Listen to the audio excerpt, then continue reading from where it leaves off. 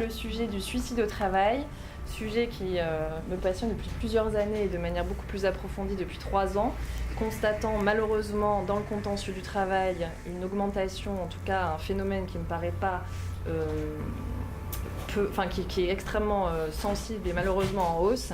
Et je me suis interrogée sur pourquoi autant de suicides au travail. Et j'ai croisé évidemment les travaux de Christophe Dejour. Et j'ai vu le film de Nicolas Silol, Corporate, qui, vous l'avez tous vu, traite évidemment d'un suicide en entreprise et de toutes les réactions qu'il peut y avoir après ce suicide. Alors on va d'abord commencer avec le professeur Christophe Dejour, que l'on ne présente plus, donc psychiatre, médecin du travail, psychanalyste, qui est professeur au CNAM, d'abord en psychologie du travail et maintenant psychanalyse santé au travail. Quel est votre sentiment en fait après presque 40 ans d'études sur le sujet des conditions de travail et du lien entre travail et souffrance? Il y avait certainement par le passé des suicides qui étaient en lien avec le travail, qui peut-être même étaient causés par le travail. Il y a un changement radical qui s'est produit, c'est l'apparition des suicides sur les lieux du travail. Le tournant qui se passe, comme par hasard évidemment, à la fin du XXe siècle, tout à fait à la fin, dans les années 90 et surtout dans les années 2000, c'est ce qu'on appelle le tournant gestionnaire. Les gestionnaires, ils ont introduit des méthodes, qui sont au nombre de 4 ou 5 méthodes, et parmi ces méthodes, il y a une méthode diabolique qui s'appelle l'évaluation individuelle des performances. La capacité de mettre en concurrence les gens jusqu'à la concurrence déloyale. C'est chacun pour soi, tous les coups sont permis, et donc on passe son temps à surveiller l'autre. Si votre évaluation n'est pas au niveau, le prochain licenciement, vous êtes dedans, quoi.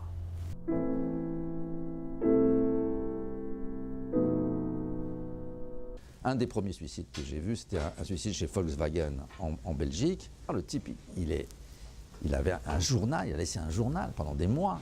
Et puis, il attend que tout le monde soit arrivé sur la chaîne de montage, il ouvre son sac, il tire un fusil, et paf, il se suicide devant tous ses... L'horreur. Et là, paralysie syndicale. Personne n'est capable. Une peur s'empare des gens. Alors, qu'est-ce qui est en cause derrière cette peur? Il y a surtout la question de la culpabilité et de la mauvaise conscience des gens. Parce que, si vous voulez, quand même, avant qu'il se suicide, on avait bien vu, il s'était plaint quand même, il avait dit des choses. C'est clair que si on vient se tuer sur son lieu de travail, c'est quand même adressé aux collègues, à la communauté de travail, à l'entreprise, enfin, ou à l'administration. Si vous allez mal, personne ne bouge autour de vous. Et donc, l'évaluation individuelle des performances a introduit la solitude et la peur.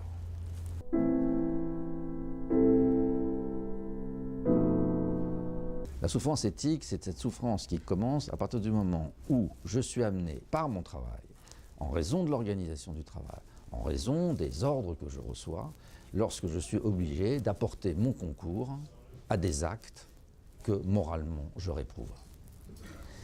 Et là, aujourd'hui, dans le monde du travail, avec les nouvelles formes d'organisation menées par les gestionnaires, c'est effarant, parce qu'eux ne connaissent pas le travail, premier point, et deux, ils ne veulent pas le connaître, puisque c'est la doctrine de ce nouveau management par la gestion, c'est il ne faut pas entrer dans la discussion avec le travail, parce que quand on discute sur le travail, si on dirige et qu'on ne connaît pas le travail, forcément, on va perdre la partie dans la discussion avec les gens de métier. À l'hôpital, aujourd'hui, vous passez votre temps de plus en plus à cause des gestionnaires, puisqu'ils ont besoin de ces chiffres qu'ils ne peuvent pas fabriquer, parce qu'ils ne comprennent pas le travail. Donc, ils vous obligent, vous, à produire les chiffres qu'il faut entrer dans l'ordinateur. Donc, vous n'arrêtez pas de faire le codage, la traçabilité, les machins. Mais quand vous faites ça, vous ne pouvez pas vous occuper des malades. Aujourd'hui, ça prend 20%, 30%. Moi, je vous le montre dans un certain nombre d'endroits, d'hôpitaux. C'est plus que 70% de leur temps est passé à encoder. Il ne reste plus que 30% de temps pour s'occuper des malades.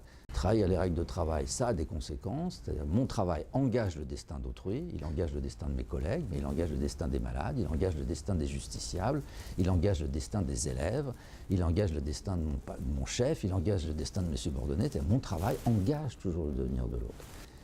Et puis après, je fais l'expérience de me trahir moi-même. L'excuse institutionnelle, c'est de dire, de toute façon, Le suicide, c'est multifactoriel, et puis la personne était fragile, elle allait pas bien, elle avait des problèmes personnels. Un suicide, c'est forcément une fragilité personnelle. Le juge qui va se suicider, on va voir que, bah oui, effectivement, il s'est suicidé, mais c'est vrai qu'il a des problèmes de famille. Et que c'est vrai qu'il était en instance de divorce. Ah. Et puis, du coup, à cause de cette instance de divorce et des différents trucs, il a pris un appartement, et maintenant, il a aussi des problèmes financiers. Ah, donc vous voyez bien que ce monsieur, et puis, enfin bon, il avait certainement une fragilité. Mais oui, nous avons tous une fragilité. Dans beaucoup de cas, je vous démontre, pièce en main, que celui qui en est arrivé jusqu'au suicide ou celui qui fait une tentative de suicide, certes, il a des problèmes de famille.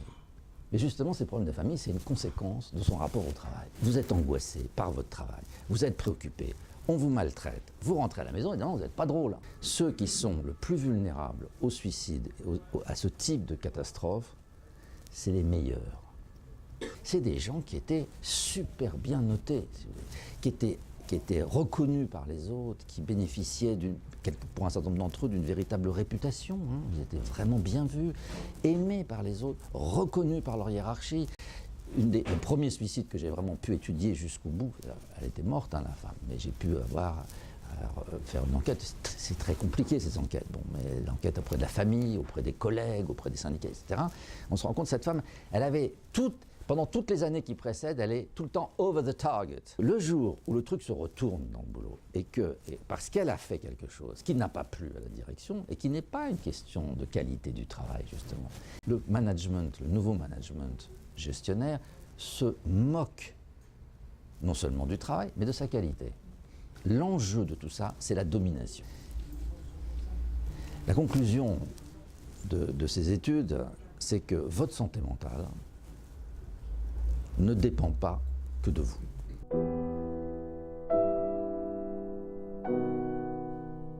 Il y avait déjà, je crois, une vingtaine ou une trentaine de suicides qui s'étaient produits dans son entreprise, qui avait dit qu'il fallait mettre un terme à cette mode du suicide qui, évidemment, choque tout le monde. La violence de ces propos nous a sidérés. Et c'est là je pense qu'on a vraiment décidé de s'intéresser à ce sujet, de faire un film. Et tout de suite, on avait aussi notre angle d'attaque, qui était de poser la question de la responsabilité. Derrière ces systèmes de management par la terreur qu'on découvrait, il y a bien des gens qui les mettent au point. Et ensuite, il y a des gens qui, au quotidien, mettent en œuvre ces plans. C'est un polar social, un polar d'entreprise. Ça nous semblait intéressant. Et de nous inscrire dans la tradition justement de certains polars sociaux, des années 70 notamment, américains, de Sidney Lumet, où il y a comme ça un personnage qui représentait le système, donc une RH, et qui, pour se retourner contre le système, devait avant tout se retourner contre elle-même. Est-ce que pendant un moment elle était vraiment comme ça et elle a eu un tournant éthique entre guillemets, elle a décidé de changer, ou est-ce qu'elle était endormie et au fond cette éthique elle l'avait au fond d'elle mais elle a été étouffée? Au début du film, c'est un personnage en fait qui est comme une coquille vide pour pouvoir faire son travail, pour ne pas avoir une souffrance éthique que vous décriviez très bien. Elle s'est coupée de ses ressentis. Et tout le parcours qu'elle va faire dans le film, par à-coup, sous la pression, par précipitation, par crise, c'est de se décorporatiser, c'est-à-dire de se reconnecter avec ses ressentis. Moi, je devais gommer pour qu'elle soit le plus longtemps possible dans le film, en contrôle total, et que le spectateur se demande mais comment fonctionne cette femme? Qu'est-ce qui se passe à l'intérieur? Il y a quelqu'un à l'intérieur, qu'est-ce qu'elle ressent? Que longtemps on ne sache pas. C'est un film qui a fait parler les gens. On a eu un accueil plus contrasté de la part des DRH. Est-ce que justement ça ne démontre pas la stigmatisation du management aujourd'hui? Tous les outils de management sont authentiques, existants, on les a rencontrés et ils n'appartiennent pas uniquement à France Télécom. Il y a aussi les évaluations dont vous parlez, nous on avait trouvé les évaluations comportementales à la Société Générale. Donc on avait fait notre petite synthèse comme ça de management par la terreur, mais l'histoire de ce personnage-là c'est vraiment une histoire inventée, c'est un personnage de fiction. Donc moi j'ai envie de continuer effectivement de m'adresser aux gens à travers ce prisme-là.